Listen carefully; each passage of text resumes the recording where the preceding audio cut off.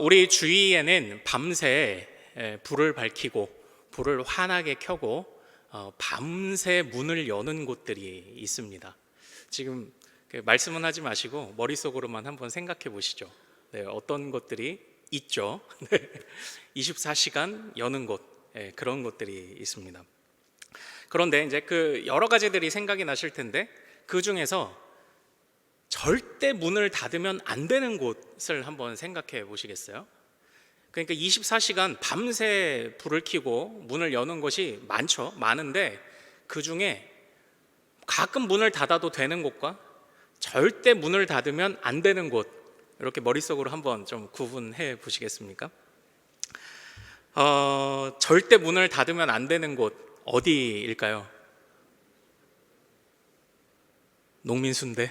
네. 국밥집. 국밥은 못 참지. 24시간 열어줘. 막 그건가요? 네, 아니죠. 국밥집 아니고 편의점 아니고 뭐 그런 것들은 그냥 우리가 하루 정도 좀 뭐 입이 심심한데 좀 뭐 먹고 싶은데 싶어도 그냥 하룻밤 참으면 그냥 되는 거잖아요. 그렇죠? 내가 농민순대를 못 먹어, 태평소국밥을 못 먹어, 오늘 밤 죽을 것 같다, 막 이런 건 아니잖아요. 그렇죠? 자, 그런데 그런 것들은 가끔 쉬어도 괜찮습니다. 그러나 절대 쉬어서는 안 되는 곳이 어디 있나요? 응급실, 네, 119, 소방서, 그리고 경찰서, 이제 이런 곳들이죠. 그런 곳들이 만약 문을 닫는다면 어떤 일이 벌어질까요? 바로 우리 시민들의, 우리 국민들의 생명이 위협을 받게 될 것입니다. 그런 곳들은 브레이크 타임도 있어서는 안 돼요. 우리가 식당에 가서 브레이크 타임에 걸리면, 언젠가부터 그 브레이크 타임 문화가 생겼잖아요. 브레이크 타임에 걸리면 딴 데 찾아야 되겠네 하고 그냥 가면 되고요. 좀 기다렸다 먹어야 되겠네, 그냥 기다리면 되거든요. 그런데 경찰서, 소방서 뭐 이런 곳들은 브레이크 타임이 있으면 안 돼요. 브레이크 타임조차 있으면 안 돼요. 왜냐하면 그때 우리에게 생명의 위협이 다가왔을 때 그것을 해결하지 못하면 우리는 죽게 되기 때문입니다. 자, 이 이야기를 염두에 두고 다음의 질문을 또 한번 생각해 보시죠. 예수님께서는 공생의 기간 중에 안식일에도 쉬지 않으신다는 이유로 많은 공격을 당하셨습니다. 많은 비난과 생명의 위협까지 느끼셨습니다. 그렇다면 만약 예수님께서 유대인들과 같이 안식일에 쉬셨다면 어떤 일이 벌어질까요? 어떤 일이 벌어졌을까요? 예수님이 안식일에 쉬셨다면 마찬가지 아닙니까? 우리의 안전과 생명이 위협을 받았을 것입니다. 오늘 제가 함께 여러분들과 나누고 싶은 이 본문은요, 베데스다 연못가에 앉아있던 38년 된 병자가 회복된 이후에 일어난 일을 다루고 있습니다. 그때에 이 병자가 기적적으로 놀랍게 예수님께 치유를 받았는데 왠지 이 뒤에 많은 유대인들이 예수님을 잡아 죽이려고 하는 일이 벌어졌죠. 왜 예수님을 잡아 죽이려고 했을까요? 바로 그 병자가 자기가 누워있던 자리 아마 그 깔판이었고요. 또 뭐 저희 어르신들 쓰시는 말씀으로 좌부동이었던 것 같습니다. 뭐 방석일 수도 있고요. 좌부동을 들고 걸어간 거예요. 그리고 예수님이 그것을 명하셨다. 너 왜 안식일인데 자리를 들고, 왜 방석을 들고, 왜 깔판을 들고, 왜 좌부동을 들고 갔어? 했더니 저를 일으켰던 그분이 나로 하여금 이렇게 하라고 했습니다. 이제 이렇게 이야기를 하니까 안식일에 일을 하라고 시켰다는 것으로 인해 지금 유대인이라고 표현되어 있지만 아마 종교적 열심이 가득한 자들이었던 것 같습니다. 그들이 울그락불그락하여 예수님을 죽이겠다고 이야기를 했던 것이죠. 바로 문제는 안식일이었다는 데 있었습니다. 바로 그때가 안식일이에요. 사실 유대인들이 안식일을 어떻게 생각하는지 우리는 잘 알고 있지 않습니까? 안식일에 수많은 규례들을 만들었습니다. 그런데 그것이 구약 성경에서 정작 주고 있는 안식일의 개념보다도 너무나 무거웠어요. 어떤 기록들을 보면 39가지의 항목들이 안식일의 규례가 있었다, 이렇게 이야기를 하는데 뭐 39가지 하면은 그렇게 양이 많지 않아 보이잖아요. 그런데 항목이 39가지지만 그 분량은 마가복음 정도의 분량이었다라고 이야기를 하고 있습니다. 그러니까 안식일을 내가 어떻게 잘 지키는지 마가복음 한 권을 달달달달달달 외우고 다녀야 비로소 제대로 안식일을 지킨다고 생각했던 것이 그 당시에 그 유대인들 종교 지도자들이 과도하게 사람들에게 그 씌웠던 그 의무의 굴레였던 것입니다.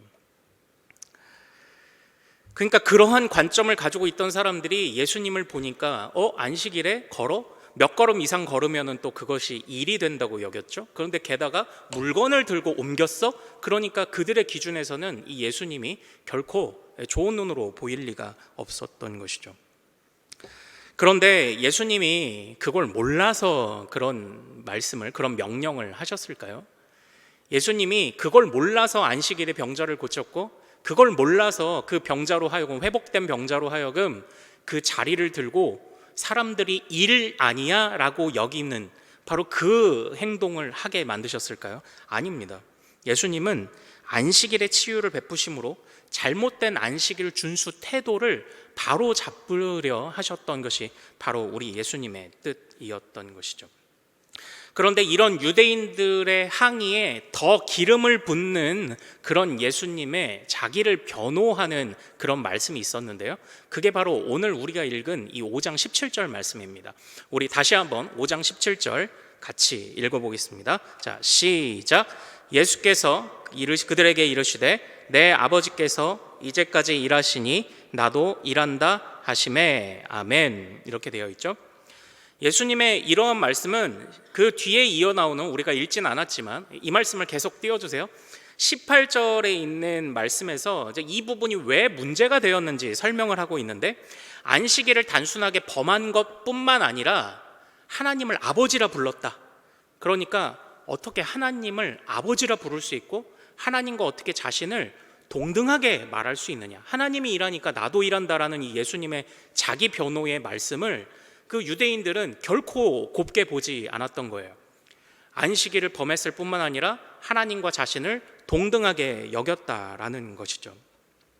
그 당시에 또 잘 아시는 것처럼 안식일에 무거운 규례가 있었던 것만이 아니라 하나님의 이름을 부르는 것 또한 무거운 규례가 있었죠.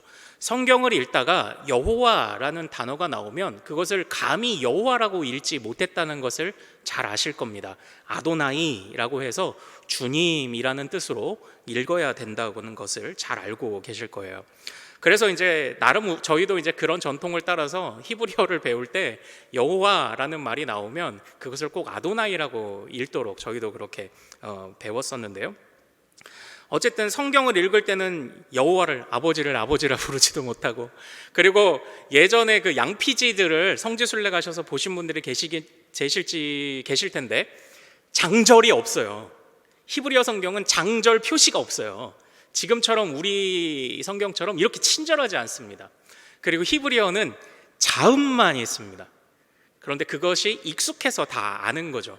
뭐 우리는 뭐 요즘 그 초성 게임 이런 걸 하잖아요. 근데 익숙하면은 알죠. 기억, 시옷 뭘까요? 감사. 그럼 시옷, 기억은 수고. 뭐 이렇게 알죠. 익숙하면 알잖아요. 근데 그들에게는 그 성경을 읽고 묵상하는 것이 익숙했기 때문에 그렇게 있어도 괜찮았어요. 그런데 읽다 보면 사실 익숙해지기는 했지만 그 어지러운 곳, 그 수많은 줄을 하나하나 따라가면서 읽어야 되는데 손가락으로 이렇게 가리켜 읽는 것 또한 불경하다라고 했습니다. 그래서 금이나 순은으로 만든 이런 지시봉을 가지고 겨우 이것을 표시해가면서 읽었었다는 그런 또 기록들이 있더라고요. 그러니까 안식일 규례도 무겁고 하나님을 하나님이라고 부르는 규례도 무겁고, 바로 이러한 눈으로 예수님을 바라봤기 때문에 바로 그 예수님에 관한 그런 그 생각들이 좋게 여겨질 리가 없었던 것이죠. 자, 그런데 이제 오늘 사실 이 말씀을 보면은 굉장히 뭐 안식일의 규례에 관해서도 이야기할 게 굉장히 많지만, 제가 오늘 여러분들과 나누고자 하는 초점은 이 단순한 이 안식일이 무엇인가를 밝히는 거기에 있지는 않습니다. 사실 초점이 안식일의 규례, 하나님의 이름을 부르는 규례에 관해서 오늘 여러분들과 논의하고자 같이 말씀을 나누고자 하는 것이 아니라 그 규례를 그런 식으로 따르는 자들의 마음속에 담겨있는 오류를 한번 저는 같이 보기를 원하는 거예요. 그들의 마음속에 있는 오류. 예수님을 죽이려고까지 했던 유대인들의 그토록 무거운 규례들에 그들이 그렇게 무거운 규례에 목숨을 걸었던 이유가 무엇입니까? 그것이 안식일을 가장 잘 지키는 일이라고 생각했기 때문이고, 그것이 하나님의 이름을 가장 거룩하게 부르는 것이라고 생각했기 때문에 그들은 그런 행동을 했던 것입니다. 그들의 논리는 단순했습니다. 안식일은 하나님이 쉬시는 날이고 쉬라고 명하셨으니 우리도 그냥 쉬면 된다, 이거예요. 이것이 하나님을 가장 잘 섬기는 일이라고 생각했었던 것이죠. 그러나 예수님의 뜻은 그들과 달랐습니다. 우리 이 17절의 말씀처럼 예수님의 뜻은 전혀 달랐어요. 유대인들은 하나님이 쉬셨기 때문에 우리도 쉬어야 하는 것이 안식일의 규례다라고 말했지만, 예수님은 놀라운 말씀을 하고 계셨어요. 하나님은 쉬지 않으십니다라고 얘기를 하셨던 거죠. 하나님은 쉬지 않으십니다.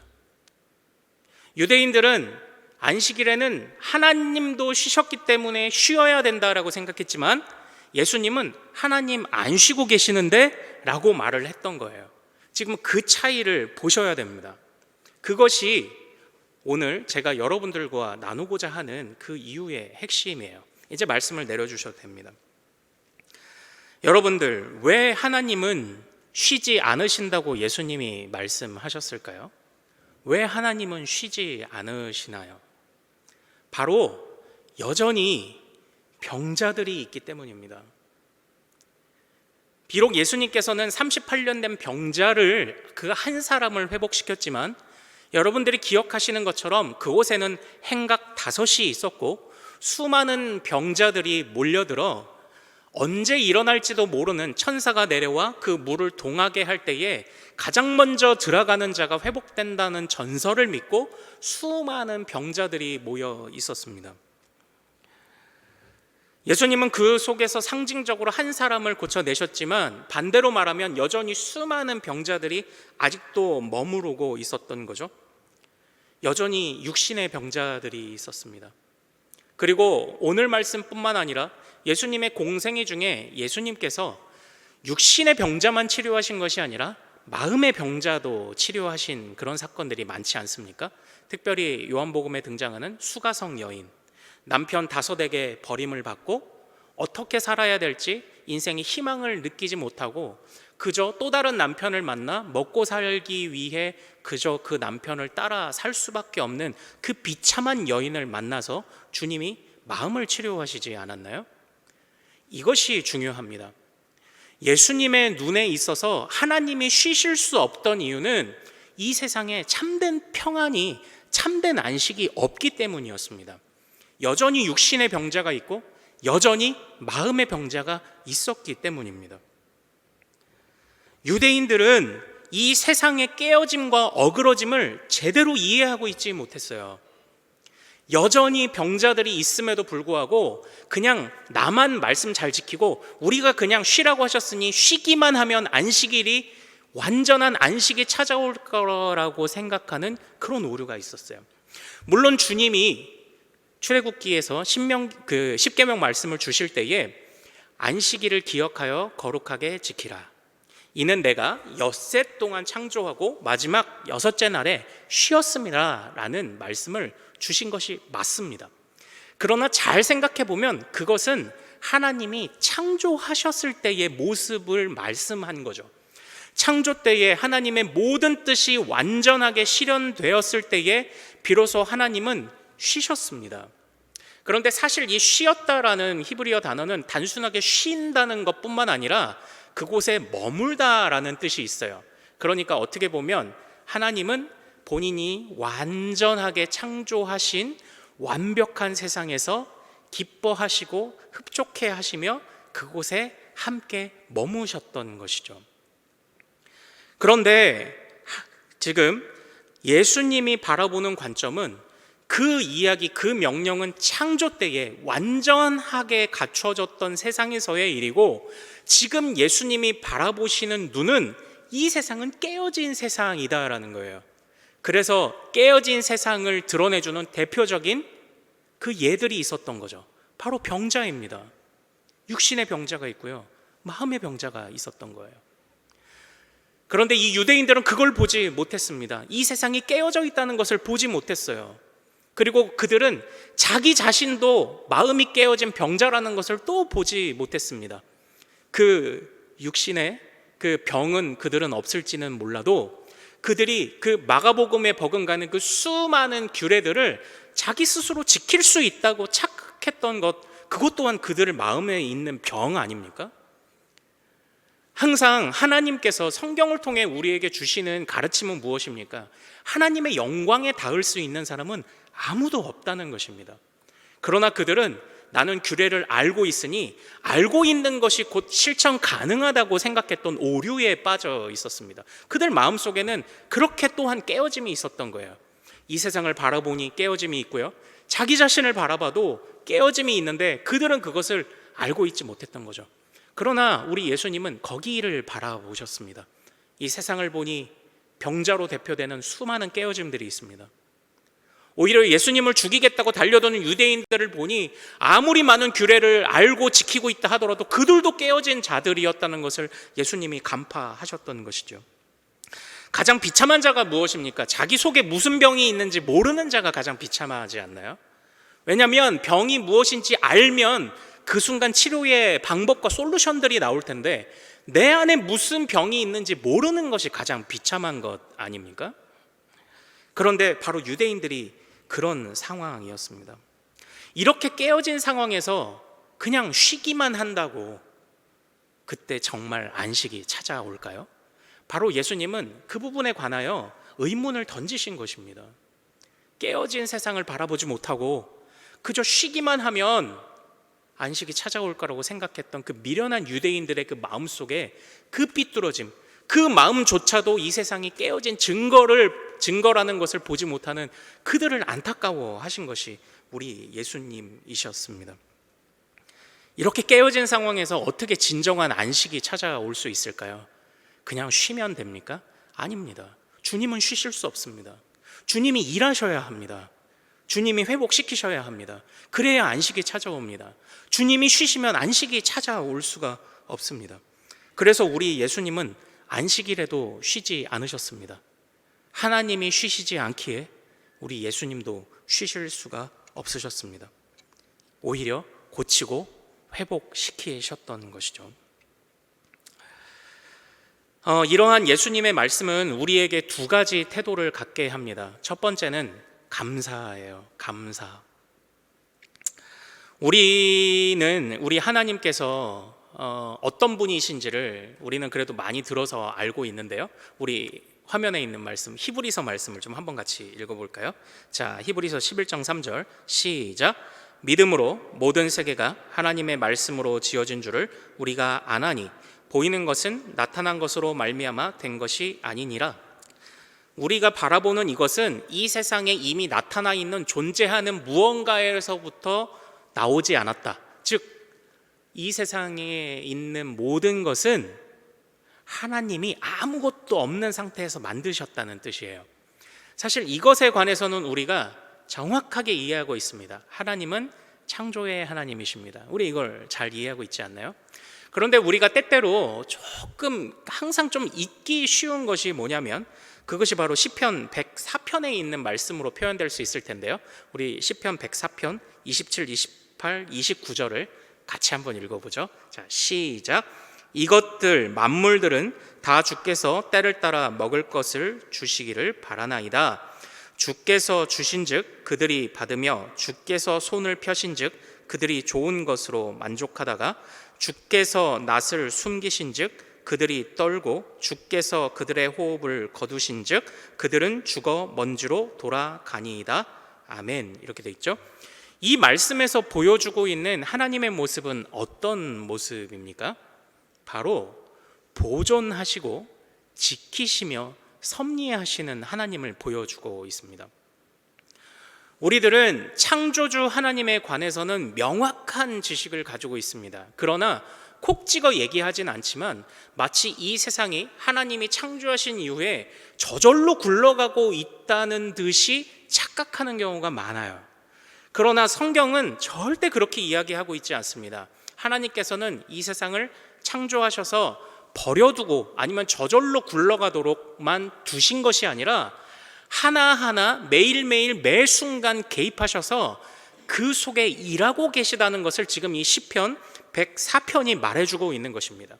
그래서 주님이 붙잡지 않으시면 설 수 있는 것이 없고, 어떤 인간도 어떤 만물도 이 세상에 운행되어지는 이 계절도 주님이 붙잡지 않으시면 설 수 없고, 주님이 놓아버리시면 모두 연기와 같이 사라진다고 고백한 것이 바로 우리 시편 104편의 고백이야. 다시 말하면 정리해 볼까요? 하나님은 창조의 손으로도 역사하시지만 하나님은 섭리의 손으로도 지금도 매 순간 역사하고 계시다는 거예요. 우리가 이것을 잘 기억을 해야 합니다. 그러하기에 여러분, 오늘날 우리가 이렇게 숨쉬며 살아있는 것이 무엇입니까? 무슨 이유에서 우리는 살아있습니까? 그냥 주님이 창조하셔서 우리를 갖다 세워놓으셨기 때문에 그때부터 우리는 저절로 호흡하며 살아가고 있는 겁니까? 그냥 저절로 프로그램되는 대로 우리는 이렇게 살아가고 있는 겁니까? 아닙니다. 주님이 오늘도 저와 여러분을 붙잡고 계셨습니다. 주님이 오늘도 우리를 책임져 주고 계셨습니다. 그래서 우리가 호흡했습니다. 우리가 살았습니다. 오늘 하루를 보냈습니다. 그래서 이 자리에 있습니다. 그래서 우리 가족이 있습니다. 그래서 우리 삶의 터전이 있습니다. 주님이 보전하셨기 때문에 우리가 이렇게 살아갈 수 있는 것입니다. 바로 이 섭리의 손이 있었기 때문에 우리가 이렇게 지금 호흡하며 살아가는 거예요. 그래서 지금도 쉬지 않고 일하시는 그 하나님을 향해 우리가 가져야 되는 첫 번째 태도가 무엇입니까? 감사예요. 감사. 우리의 살아가는 모든 순간 감사해야 합니다. 그 감사가 바로 곧 지금도 섭리의 손으로 우리를 이끄시는 그 하나님을 인정하는 가장 위대한 고백입니다. 감사. 여러분들은 감사하고 계신가요? 오늘 이 하루를 인하여 감사하셨나요? 아침에 눈을 뜨고 한 조각 공기를 들이마셔 숨을 쉴 수 있다는 것에 감사하셨나요? 내 가족이 있다는 것에, 우리 교회가 있다는 것에 감사하셨습니까? 감사하셔야 합니다. 그것이 섭리의 손으로 역사하시는 하나님을 향한 가장 합당한 반응입니다. 근데요, 우리는 바로 그 섭리의 손을 사실 잘 보지 못하죠. 그 감사를 잘 못합니다. 하나님의 보존하시는 은혜에 대해서 깨닫지 못해서이기도 하겠고요. 아마 우리가 하나님의 정말 하나님이 나를 위해 일하시는가에 관해서 좀 확신을 좀 때때로 잃어버리는 일이 대표적으로 그냥 기도 제목에 응답받지 못할 때 아마 그런 생각이 많이 들지 않을까, 그런 생각을 좀 해봅니다. 주님은 왜 우리의 기도에 일일이 다 응답하지 않으시는 걸까요? 이것을 위해 다시 아까 그 미련했던 유대인들의 모습으로 다시 한번 돌아가 보겠습니다. 그 유대인들의 마음속에는 또 한 가지 미련한 생각이 있었습니다. 그것이 뭐냐면 그들은 그들 자신의 안식에만 집중했다라는 거예요.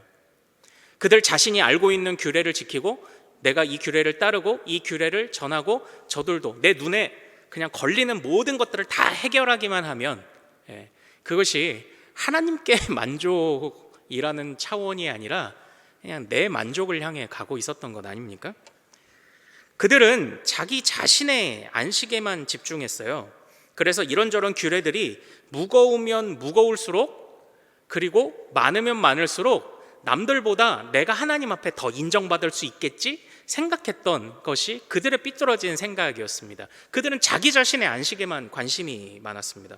그러나 예수님이 바라시는 안식은 달랐죠. 어떻게 달랐습니까?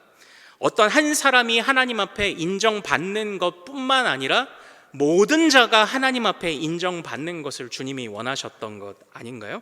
그것이 주님이 바라셨던 진정한 안식 아닙니까? 바로 모든 깨어진 것들이, 모든 것이 회복되는 것, 이것이 주님이 바라시는 안식 아니었습니까? 나 혼자만을 위한 안식인가? 아니면 모두를 위한 안식인가? 나 혼자만을 위한 안식을 생각했기 때문에 지금 그 유대인들은 38년 된 병자가 눈앞에서 일어나 걸어가는데도 그것을 보지 못하는 거예요. 그의 눈에는 안식일의 규례를 어겼네만 보인 겁니다. 그들 모두에게 있어서 안식이 찾아와야 진정한 안식이라는 그런 인식이 그들에게 있었다면 38년 된 병자가 일어나 걸어가는 것을 보고 축하해 줬을 것입니다. 그러나 그들은 그러지 않았어요. 사랑하는 여러분, 이것이 주님이 때때로 우리의 기도의 응답을 잠시 늦추시는 이유입니다. 예전에 심영래 씨가 나오는 유머 1번지에 이런 코너가 있었습니다. 한번 단편으로 했던 코너인데, 심영래가 어느 날 지갑을 주었는데 이상하게 이 지갑에 매일매일 3만 원이 들어있는 거예요. 그러니까 제가 지금 이게 본 게 80년대거든요. 저 초등학교 86학번. 그러니까 매일매일 3만 원 적은 돈이 아니잖아요. 그때 짜장면 500원, 1000원 이렇게 할 때니까요. 매일매일 3만 원이 들어있는 지갑을 주었는 겁니다. 오늘도 3만 원. 그래서 3만 원을 쓰면 그 다음날 또 3만 원이 채워져 있고 또 3만 원이 채워져 있어요. 그런데 어느 날 이 심영래 씨가 이 지갑을 불태우기 시작을 했어요. 아니, 그 좋은 걸 왜 불태워? 알고 봤더니 이 지갑에 생기는 3만 원이 누군가의 3만 원이 사라져서 이 지갑에 들어온다는 것을 알았기 때문인데요. 우연히 알게 됐던 모습 속에 한 아이가 갑자기 숨을 쉬지 못하는데 그 어머니가 이 아이를 안고 병원에 갔는데 아무리 주머니를 뒤져도 돈이 없는 거예요. 아닌데 우리 남편이 오늘 갈 때 아기 병원비 하라고 급할 때 쓰라고 3만 원 비상금 주고 갔는데, 그래서 그 병원에서 문전박대를 당하고 그 아기가 죽어버린 거죠. 그 사실을 알고 나서 이 3만 원이 결코 기쁜 3만 원이 되지 못한 거예요. 양심의 가책을 느꼈던 이 심영래가 그래서 이 지갑을 태워버리면서, 코미디 프로그램인데 굉장히 철학적인 의미를 담고 있지 않나요? 그랬던 것이 기억에 나요. 그리고 또 브루스 올마이티라는 그 갑자기 신의 능력을 가진 한 사람에 관한 이야기에 그런 그 영화가 있었는데요. 어느 날 이 브루스가 자기 아내에게 낭만적인 분위기를 만들어 주려고 하늘에 있는 달을 샥 해서 가까이 당겨왔어요. 그리고 아내를 발코니로 불렀습니다. 베란다로 불렀어요. 그랬더니 아내가 저 달을 보면서 왠지 달이 좀 커진 것 같네? 이렇게 얘기를 했는데, 아니야 여보, 이것이 지금 우리가 낭만을 즐기고 있다는 거지, 기분 탓이야, 이렇게 넘겼는데, 그 다음날 놀라운 뉴스들이, 속보들이 쏟아지기 시작했습니다. 여러분, 달의 인력으로 좌우되는 것이 뭔가요? 바로 밀물과 썰물이죠. 그래서 저는 특히 서해안으로 놀러 갈 때는 물대표를 보고 갑니다. 달의 인력으로 밀물과 썰물이 일어나지 않습니까? 이 브루스가 달을 자신의 프로포즈를 위해, 낭만적인 분위기를 위해 담겼더니 그 다음날 지구 반대편에서는 쓰나미가 일어나 버린 거죠. 그래서 동남아의 절반이 잠겨버리는 그런 일이 있었습니다. 여러분, 캐치하셨나요? 때때로 하나님께서 우리의 기도에 잠시 응답을 미루시는 이유를 혹시 이제 눈치를 채셨습니까? 하나님이 우리 한 사람의 기도 제목에 응답을 다 하신다면, 지금 이 자리에만 앉아 있는 우리의 모든 기도 제목을 동시에 응답하신다면 어떤 일이 벌어질까요? 아마 이 세상에는 쓰나미가 밀려올 것입니다. 하나님이 원하시는 안식의 관점은 한 사람을 위한 안식이 아닙니다. 하나님의 안식의 관점은 모두를 위한 안식이죠. 그래서 하나님은 그것을 위해 일하십니다. 그것을 위해 역사하십니다. 그래서 하나님께는 우선순위가 있고요, 때때로 거절하심이 있습니다. 하나님은 이렇게 조율하시는 하나님이십니다. 왜냐? 섭리의 손을 가지고 계시기 때문입니다. 그러나 그 섭리의 손, 조율하시는 하나님은 지혜의 하나님이십니다. 그래서 가장 적당한 때를 아십니다. 그 지혜의 하나님은 화평의 하나님이십니다. 그래서 모두가 평화하고 안식하는 것이 무엇인지 가장 좋은 길을 알고 계십니다. 그리고 그 길을 아시는 하나님은 사랑의 아버지이십니다. 여러분들을 괴롭히기 위해 기도 제목의 응답을 미루시는 것이 아닙니다. 모두의 안식을 위해서입니다. 여러분을 그리고 저를 이 세상에 존재하는 모두의 안식을 위해서 말입니다. 섭리하시는 이 하나님의 이 손을 알지 못하면요, 바로 이 38년 된 병자가 일어나는 것을 보면서도 안식일의 규례를 어겼어 라고만 말하는 그런 사람들처럼 되는 거예요. 지금 풍성한 일들이 일어나고 있는데도 그것을 보지 못하고 내 생각, 내 마음속에 있는 그 응답되지 않음 그 하나에만 꽁해져가지고 낙심해 있는 그 미련한 모습이 바로 그 38년 된 병자의 회복을 보면서도 감흥이 없었던 바로 그 유대인들의 모습이라니까요. 이것이 지금 우리의 모습이라니까요. 사랑하는 여러분, 지금 우리의 기도에 응답되지 않고 때때로 하나님께서 이 응답을 미루신다고 해서 우리가 낙심할 이유는, 그것은 우리의 낙심할 이유가 되지 않습니다. 지금도 수많은 사람들이 복음으로 인하여 변화되고 있고요, 수많은 병자들이 회복되고 있고요, 많은 죽었던 자들이 생명을 얻고 있습니다. 많은 버려졌던 자들이 장래의 약속을 얻었고요, 천국 시민의 하나님 나라의 백성이라는 호칭을 얻고 있습니다. 지금도 복음은 역사하고 있습니다. 무엇을 위해서요? 모두의 평안을 위해서, 모두의 안식을 위해서 역사하고 있습니다.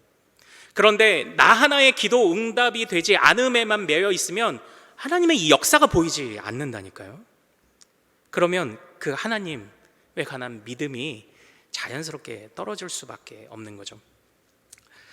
저는 이 하나님의 섭리의 손에 대해서 이제 그것을 대하는 우리의 두 번째 자세, 그 두 번째 자세를 좀 말씀드리고 싶은데요. 첫 번째는 감사함이었잖아요. 두 번째는 겸손함을 말씀드리고 싶습니다. 사실 저는 이 하나님의 일하시는 섭리의 손을 볼 때 제일 많이 생각났던 사람이 하나 있었어요. 그 사람이 누구냐면 바로 야곱입니다. 야곱이 어떤 사람인가요?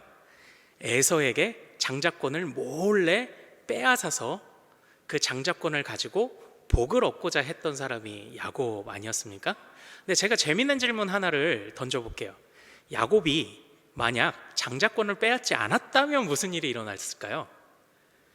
야곱이 만약 장자권을 빼앗지 않았다면 어떤 일이 벌어졌을까요? 한번 생각해 보신 적 있나요? 야곱이 장자권을 빼앗지 않았다면, 에서가 그대로 장자권을 가지고 있었다면, 저는 야곱의 그 이스라엘의 12지파의 조상이 되고 하나님께서 아브라함에게 주셨던 약속을 야곱을 통해 계승하고 갱신하시는 이 결과가 달라지지 않았을 것이라고 생각을 합니다. 왜냐하면 하나님이 야곱에게 약속하셨거든요. 그런데 그 약속을 야곱이 온전히 깨닫지 못하고 그냥 인간의 생각으로 아웅다웅 살아간 겁니다. 어떻게 해서든지 하나님께서 그 약속을 신실하게 이루실 것을 기대하지 못하고 내가 인간의 요행으로 그것을 어떻게든 쟁취하려고 했던 것이 바로 그 야곱의 모습 아닙니까? 그런데 그 장자권을 빼앗아 내가 가지면 좀 더 일찍, 좀 더 빨리 이 복을 누릴 수 있을 것처럼 생각했던 그 야곱의 인생은 실상 어떻습니까? 도망자 신세여야 했고요, 외삼촌의 집에 가서까지도 외삼촌에게 사기를 당했죠. 사랑하는 라헬이 아니라 눈을 떠보니 레아가 있었던 것 아닙니까? 원하지도 않는 여인과 결혼해야 했고요, 그로 인하여 다툼이 일어났고요, 물론 하나님은 그것을 선으로 바꾸셔서 그 비라와 실바까지 모든 여종들을 통해서도 12지파가 태어나는 역사를 일으키시긴 했지만 그것은 하나님께서 불쌍히 여겨서 그러신 것이지 사실 야곱은 사고뭉치 아니었습니까? 근데 야곱이 그런 일들을 하지 않았다면 아마 그는 그저 하나님께서 인도하시는 대로 평안히 그냥 매일매일 그 부모의 그 그늘에서 먹고 마시고 그냥 열심히 매일의 일을, 그냥 주어진 일을 감당하면서 하나님의 때에 그는 장자권을 얻은 듯 하나님의 약속의 성취를 봤을 것입니다. 그런데 그렇게 아웅다웅 본인 생각으로 그렇게 살아가다가 그렇게 고생한 것 아닙니까? 사랑하는 여러분, 그 속에서 저는 자꾸 우리의 모습을 봅니다. 그리스도인은 무엇입니까? 그리스도를 믿는 자라는 것뿐만 아니라 그리스도를 통하여 약속을 받은 자입니다.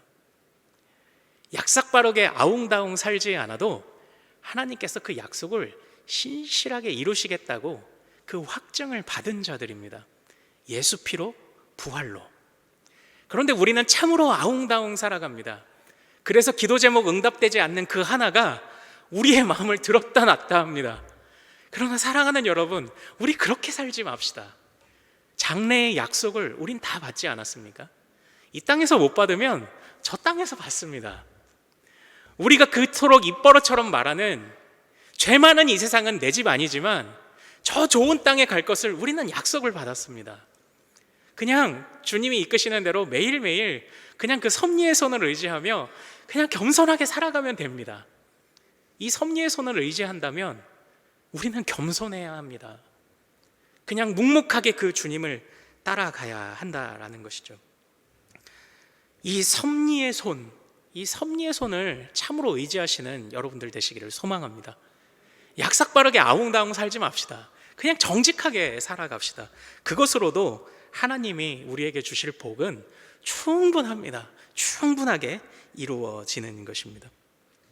우리는 주님의 뜻을 물론 다 알 수는 없어요. 그래도 제가 지난 그 금요기도의 설교 때 그런 말씀을 드렸죠. 우리가 이 세상을 살아가는데 어디 대한민국 이만큼 두꺼운 법전을 다 알아서 살아가나요? 아니죠. 아는 만큼 알고 모르는 거는 살면서 배워가지 않나요? 마찬가지입니다. 우리는 하나님의 뜻을 아직 다 모릅니다. 그러나 손 놓고 있나요? 살아야죠. 살아야 됩니다. 아는 만큼 살고요. 그리고 때로는 인내함으로 우리의 실수를 용납해 주시는 주님의 은혜를 의지하며 배워가는 겁니다. 하나하나 이렇게 배워가면서 사는 거죠. 그토록 하나님이 인도하시는 대로 그냥 겸손하게 따라가면 됩니다. 하나님의 섭리의 손을 의지한다면 그렇게 그냥 감사하고 겸손하게 살아가면 되는 것입니다. 야고처럼 그렇게 약삭빠르게 살 필요가 없는 것이죠. 지금도 우리 하나님은 일하십니다. 그래서 지금도 보좌 우편에 계신 승천하신 그리스도께서도 손 놓고 계신 게 아니에요. 주님도 지금도 우리를 위하여 일하고 계십니다. 아버지가 일하시니 나도 일한다. 또한 그에 따라 성령도 우리 안에 지금 일하고 계시다는 사실을 확신하시는 여러분 되시기를 소망합니다. 참으로 우리 안에 정말 이 하나님의 약속을 계속 보지 못하게 만들고 약삭빠르게 살도록 만드는 것, 이거 세상의 법칙 아닙니까? 유대인들도 하나님의 말씀의 규례라고 말했지만 수많은 규례를 누가 더 많이 알았냐, 누가 더 지켰냐는 가지고 도토리 키재기 하는 것, 이것도 말이 좋아 하나님의 규례지 이것도 다 세상의 법칙 아닙니까? 내가 쟤보다 나아, 내가 쟤보다 괜찮은 사람이야, 이거 다 세상의 법칙 아닙니까?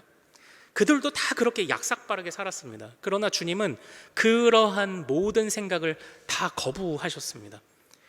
지금 우리가 이렇게 살아갈 수 있고 안식할 수 있는 것은 하나님이 일하시기 때문이고 또한 그 뜻을 따라 그리스도께서 일하시기 때문이라고 말씀하신 것입니다. 그래서 우리도 그 뜻을 받들어 그냥 주님의 인도하심 따라 하루하루를 그냥 살아가면 되는 것, 바로 그것입니다. 우리는 다 법을 알지 못해도 살아가야 하죠. 그런데 이제 가끔 그런 생각을 좀 해봐요. 그래도 너무 실수하지 않도록 이렇게 횡단보도를 보면 왠지 그 줄을 맞춰서 걸어가야 될 것 같잖아요. 그래서 그래도 이런 가이드라인이 좀 있으면 좋겠다 이런 생각을 좀 하는데요. 사실 우리 믿음의 선배들이 그 가이드라인을 다 얘기해 놨더라고요. 그게 뭐냐면 그게 여러분 말씀과 기도예요. 그게 말씀과 기도예요. 매일매일 먹는 말씀과 기도, 그것이 가이드라인입니다. 그것을 은혜의 방편이라고 하지 않습니까? 우리를 하나님의 은혜로 인도해 주는 것입니다. 한 번 먹고 만족하는 그런 말씀이 아니라 매일매일 그 은혜의 꼴을 먹으며 그 가이드라인을 따라 살아가는 것입니다. 그것이 또한 오늘 하루 주님을 더 알아가는 우리의 지혜가 될 것이고요, 또 참된 믿음을 불러일으키는 지식이 될 것입니다.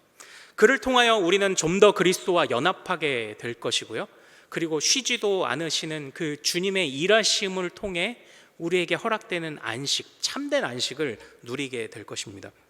그때에 우리는 견딜 수 있는 지혜를 발견하게 될 것이고요, 인내할 수 있는 능력이 생겨나게 될 것입니다. 그 가이드라인을 따라가면 되는 것이죠. 이 세상의 법칙을 자꾸 가이드라인 삼아 따라가다 보니까 그래서 조바심이 생기는 것입니다. 그러나 우리가 따라갈 유일한 법칙은 오직 말씀과 기도이죠. 그 법칙을 따라가면 주님이 주시는 이 안식, 때때로 기도의 응답을 미룬다 할지라도 지금도 치열하게 일하고 계시는, 모두를 회복시키기 위해 조율하고 계시는 그 주님이 보이기 시작한다니까요. 말씀과 기도의 가이드라인을 따라가시는 우리 모든 성도님들 되시기를 소망합니다. 섭리하시는 하나님의 손을 항상 의지하십시오. 주님이 일하고 계십니다. 우리가 광야길을 걷는 것 같을 때에도 주님은 쉬지 않고 계십니다. 주님이 쉬시기 때문에 우리가 광야길을 걷는 것이 아닙니다. 자꾸 세상의 법칙에 한눈을 팔기 때문에 광야길을 걷는 것이고요, 그리고 그 조율하고 계신 주님을 보지 못하기 때문에 못 참는 것입니다. 그러나 주님을 바라보십시오. 지금도 일하시는 주님을 바라보십시오. 그때에 인내도 생기고 그때 담대함도 생길 것입니다. 주님이 우리에게 원하시는 그 안식은 모두를 위한 안식입니다. 나 혼자만이 아니라 우리 모두를 위한 안식입니다. 이 말씀을 굳게 붙잡고 그저 매일매일 겸손하게, 감사하고 겸손하게 말씀을 따라 기도하며 올 한 해를 신실하게 주님의 섭리의 손을 의지하며 살아가시는 우리 모든 성도님들 되시기를 소망합니다.